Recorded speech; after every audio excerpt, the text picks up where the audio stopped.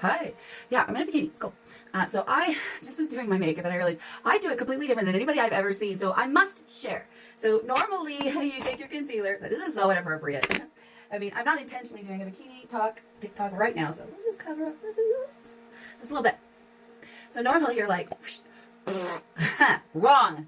I've tried that for years. You know, a la Kim Kardashian's triangle technique and the flick and the flick. All wrong. Just put concealer where you need it and don't put it there, okay? Put it on a little palette, just a tiny bit. And then don't take one of the paint brushes. Don't go wrong, okay? That is too much. If you want a truly airbrushed look without buying one of those super fancy, super expensive airbrush machines so that you look like a painted face, take this. This is my other palette patches, okay? Just go like this and just thin it out.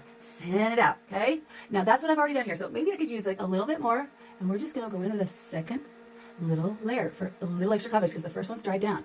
And basically what we're doing is like what you would do on a stencil. Whoopsie cleavage. I'm not trying to do that right now. So here we've got a bit of a blemish texture, and I've gone over it once. I'm sorry, Michaela, your technique didn't work with the serum and the pot concealer.